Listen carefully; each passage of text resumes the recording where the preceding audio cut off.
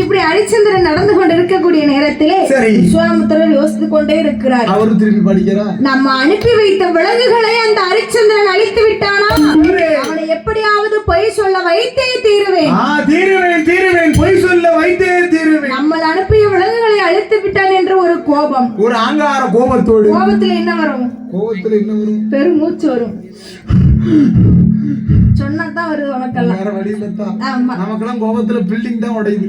என்ன செய்ய? இப்ப எவ்வளவு பெரிய பில்டிங்கா இருந்தா அந்த கைப்பட்டா உடைஞ்சிருக்கு. கை என்னைக்கு உடைய போதோ தெரியல. அப்போ உங்க வாக்கு பொண்ணா இருக்கட்டும் தான் சீக்கிரம் உடைஞ்சிரும்.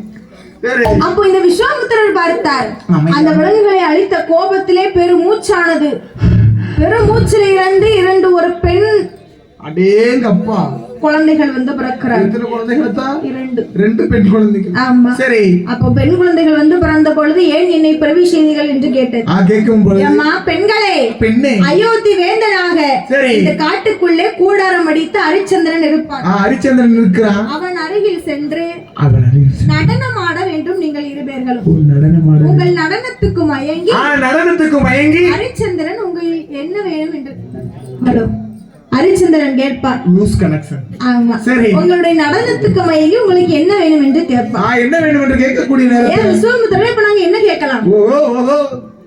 என்னதாச்சும் கேளுதா? எங்க இருவர்களையும் திருமணம் முடிக்கணும்னு கேளு. திருமணம் முடிக்க வேணும் என்று. அதுக்கு அவர் என்ன சொல்வாரு?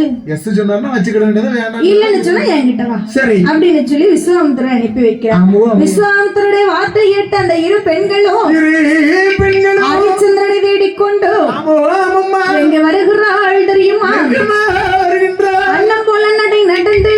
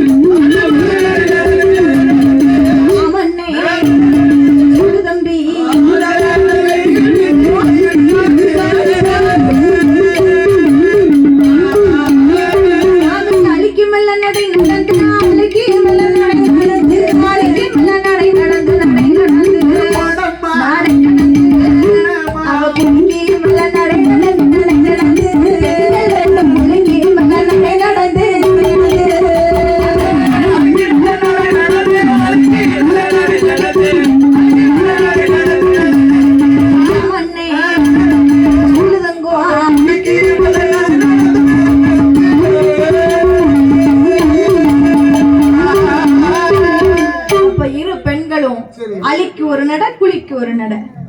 அண்ணன் நடந்த ஆசார கைகள் வீசி ஹரிச்சந்திரனை தேடிக்கொண்டு அப்படி கால்ல போட்டிருக்க பாத்தீங்களா கொலுசு, அந்த கொலுசு கால்ல செருப்பு போடாம கொலுசு மாட்டினாங்கன்னு சொல்லுவாங்க, செருப்பு போட்டாங்கன்னு சொல்லுவாங்க. கொலுசு மாட்டிக்கொண்டு இரு பெண்களும் அப்படி நடந்து வருகிறார். சரி. ஹரிச்சந்திரனுக்கு அந்த கொலுசு சத்தம் கேட்கிறது. சும்மா சல்லு. இரவு 12 மணி இருக்கும். இந்த பௌர்ணமி நிலா வெளிச்சத்துல சரி எல்லாரும் தூங்கி கொண்டிருக்கக்கூடிய நேரத்துல இப்படி கொலுசு சத்தம் கேட்கறதே ஒருவேளை மோகினி பேயா இருக்குமோ? நம்ம கூட இந்த எட்டி எடுத்து ஓடி இருப்போம். சாமத்துல கேட்கலாம். ஆனா ஹரிச்சந்திரன் சரி யார் என்று இப்படி திரும்பி பார்க்கிறாரு. பார்த்தா இரண்டு பெண்கள் வந்து இருக்கிறார். Wow beautiful.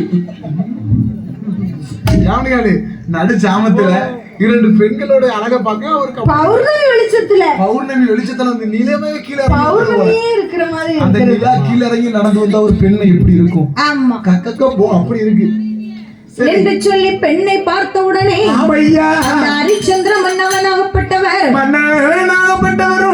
கேட்கிறார் தெரியுமா? என்னமா கேட்கின்றாய்?